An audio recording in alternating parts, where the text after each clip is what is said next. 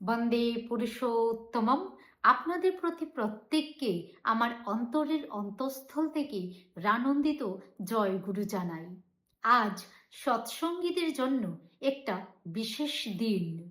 পুরুষোত্তম সত্তা পরম প্রেমময় শ্রী শ্রী ঠাকুর অনুকূল চন্দ্রের রেতবাহী চতুর্থ পুরুষ পরম পূজ্যপাদ শ্রী শ্রী আচার্যদেবের ৫৯তম শুভ জন্মদিবস। সারা বিশ্বের প্রতিটি নগরে গ্রামে প্রত্যেক সৎসঙ্গ বিহার মন্দিরগুলোতে তার জয়ধ্বনি মুখরিত হয়ে উঠেছে।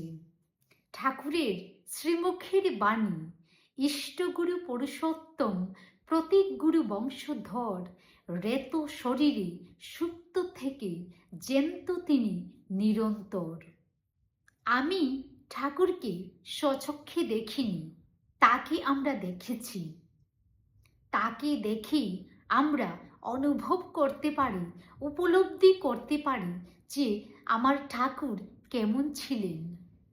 বর্তমান আচার্যদেব ভূমিষ্ঠ হওয়ার পরেই শ্রী শ্রী বরদা স্বয়ং বলেছেন, ও তো বাবাই। আমরা সৎসঙ্গীরা তাকে বাবাই দাদা বলেই সম্বোধন করি। তিনি এখন আমাদের আচার্যদেব। পুরো বিশ্ব সৎসঙ্গের হাল তার হাতে। তার নির্দেশ এবং অনুমতি ছাড়া কারো মন গড়া কাজ চলে না সৎসঙ্গ জগতে। শ্রী শ্রী ঠাকুর তার মধ্যে যে জীবন্ত লীলা করছেন, সেটা আমরা হাজার হাজার সৎসঙ্গীরা প্রতিনিয়ত উপলব্ধি করতে পারি। তার একটু সান্নিধ্য লাভ করার জন্য আমরা বারবার ছুটে যাই দেওঘরে। শ্রী শ্রী দাদা একবার কথা প্রসঙ্গে বললেন, ঠাকুরের পর বাবা, বাবার পরে আমি, আমার পরে বাবাই, বাবাইয়ের পরে অবিন, এইভাবে যুগ যুগ ধরে চলতে থাকবে। ওনার দিকে এক পলক দৃষ্টি পেলেই যেন মুহূর্তের মধ্যে সমস্ত দুঃখ কষ্ট জ্বালা যন্ত্রণা যত ক্লান্তি সব ঘুচে যায়।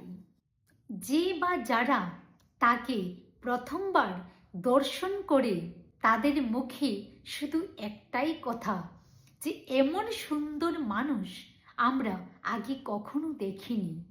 কি প্রেমের আকর্ষণ, কি মাধুর্যতা, যেন মনে হয় শুধু তার দিকে তাকিয়েই থাকি।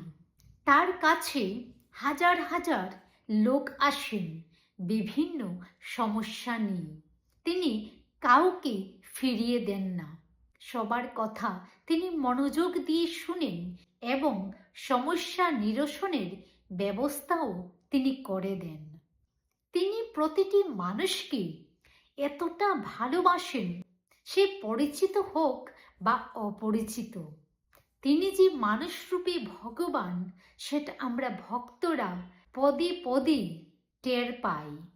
আমরা যারা ঠাকুরের সৎনাম পেয়েছি, আমরা আমাদের জীবনে একটা মুহূর্তের জন্য হলেও আমরা উপলব্ধি করি যে তিনি যে আচার্যর মধ্যে জ্যান্ত হয়ে আছেন।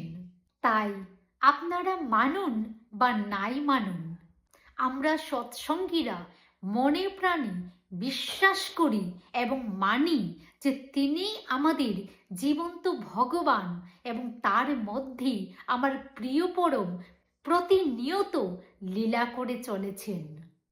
এমন কোনো সমস্যা নেই যার সমাধান তার কাছে গেলে পাওয়া যায় না। আজকে তারই শুভ জন্মদিন। আমি পরমপিতা রাতুল শ্রীচরণে তার সুস্থ স্বস্থ জীবন প্রার্থনা করি। তিনি যেন খুব ভালো থাকেন। তার এই শুভ জন্মদিনে আমার আভূমি লুণ্ঠিত প্রণাম জানাই। আপনাদের প্রতি প্রত্যেকের মঙ্গল প্রার্থনা করি তার শ্রীচরণে। আপনারা সবাই খুব ভালো থাকেন। জয় গুরু।